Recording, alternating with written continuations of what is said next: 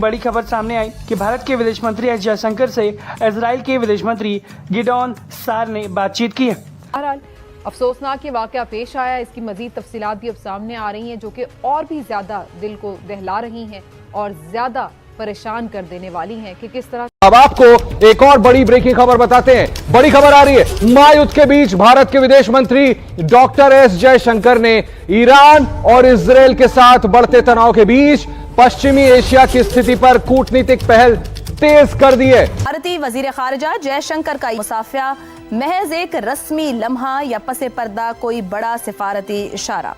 शहजाद चौधरी साहब, हालात दोनों मुल्कों की और वाकयात आपके सामने हैं, इसे क्या समझा जाए?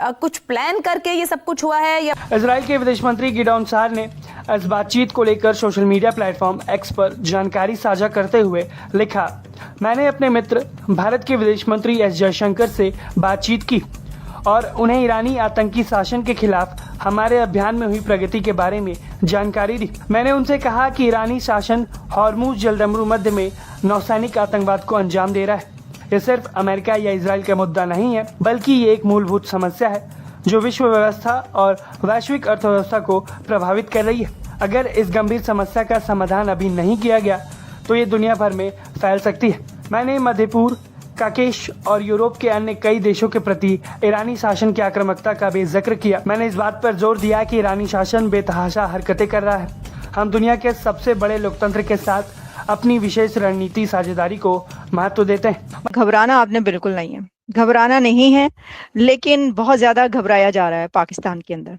पाकिस्तान में बहुत घबराहट पैदा हो चुकी है और मैं नहीं समझ सकती थी कि इंडिया के इजराइल इतना हंगामा होगा और इतना उधम मचेगा, क्योंकि मेरा ये ख्याल था कि पाकिस्तान के लिए ज्यादा इम्पोर्टेंट नहीं होगा। इसकी वजह ये थी कि इजराइल और इंडिया के जो रिलेशंस हैं वो डेकेड्स पुराने हैं। इजराइल और इंडिया के जो ताल्लुकात हैं, जो रिलेशंस हैं और जो मोदी और नेतन्याहू का ब्रोमांस है वो कोई नया नहीं है। यानी उनके दोनों कंट्रीज जो हैं वो एक दूसरे के साथ हमेशा खड़े नजर आते हैं, भाइयों की तरह। वहीं भारत की ओर से विदेश मंत्री एस जयशंकर ने भी इस बातचीत की पुष्टि की और उन्होंने सोशल मीडिया प्लेटफॉर्म एक्स पर जानकारी साझा करते हुए लिखा, आज शाम इजराइल के विदेश मंत्री गिडॉन सार से टेली कॉन्फ्रेंस हुई। पश्चिम एशिया में चल रहे संघर्ष और उसके अनेक परिणामों पर विचारों का आदान प्रदान हुआ। मेरे ख्याल में ये टाइम बॉम्ब से भी ज्यादा खतरनाक है। देखिए, टाइम बॉम्ब वो होता है जिसको आप एक स्विच दबाते हैं और 10 मिनट में 5 मिनट में एक्सप्लोड होता है। मैं समझता हूं ये बॉम्ब जो है इसका स्विच दब गया है।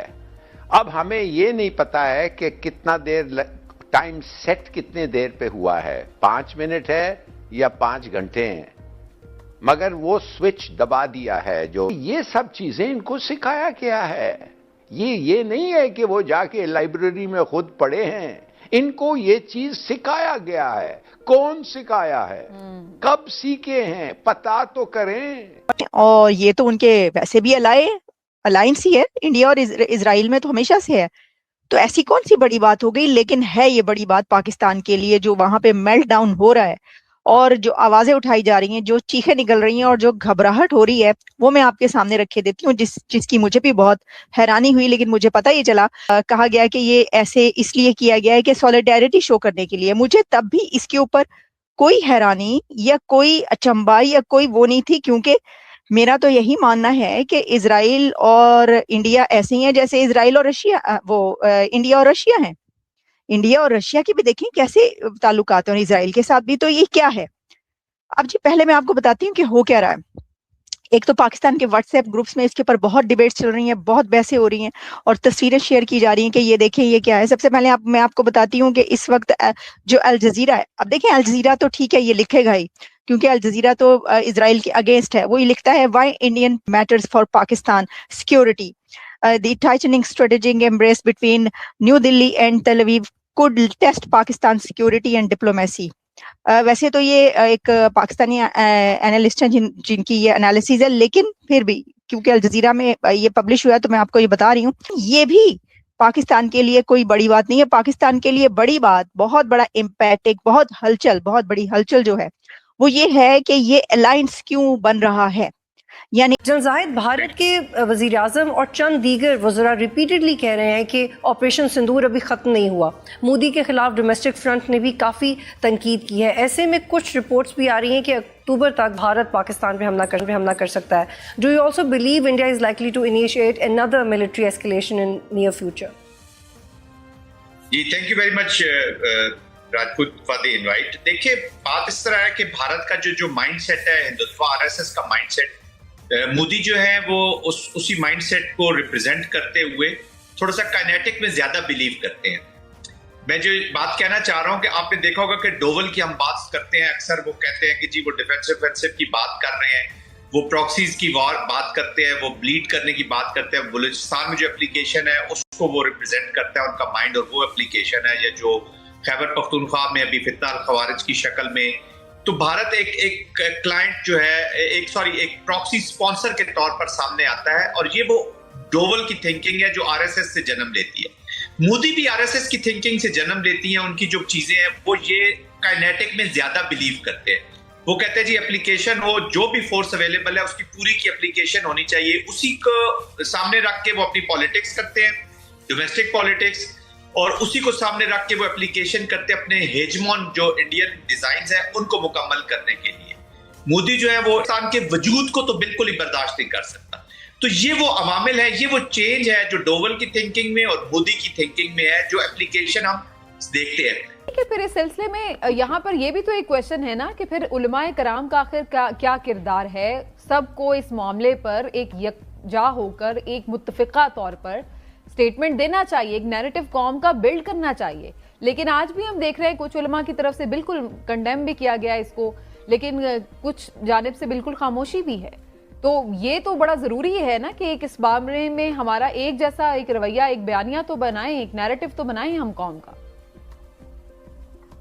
बिल्कुल सही कह रही है। तो खामोश क्यों है? इसलिए कि वो समझते हैं कि इन लोग जो किया है अपने मजहब को प्रोटेक्ट करने के लिए किया है। बेशक इमोशनल थे, बेशक एक्सट्रीम मौके इस पे आ गए, मगर इनका जो मोटिवेशन था वो प्रोटेक्शन के। कहने की बात ये है, हम तकसीम हो गए हैं इस मुल्क में, ये बात कर रहा है फवाद चौधरी। अब एक ही चीज हो सकता है कि इनको बताएं। ईरान इजराइल वॉर के बीच इंडिया ने दिखाया अपना रियल पावर। पाकिस्तान शॉक्ड है, पर क्यों?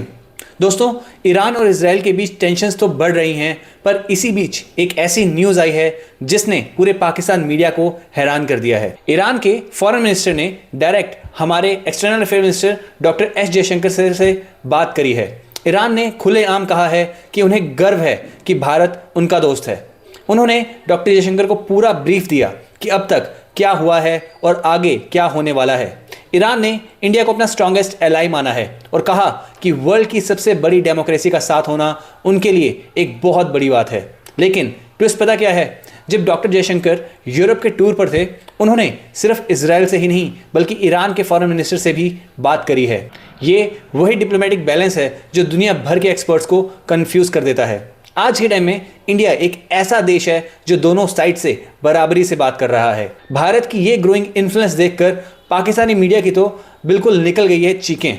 ये है नया भारत जो हर सिचुएशन में न्यूट्रल रहकर अपना इम्पैक्ट छोड़ता है। आपको क्या लगता है कि अब भारत इस वॉर को रोकने में बड़ा रोल प्ले करेगा? कमेंट में अपनी राय जरूर बताइए। एंड अगर आपको वीडियो अच्छा लगा हो तो वीडियो को लाइक और चैनल को सब्सक्राइब करना ना भूलें। मिलते हैं अगली वीडियो में। जय हिंद।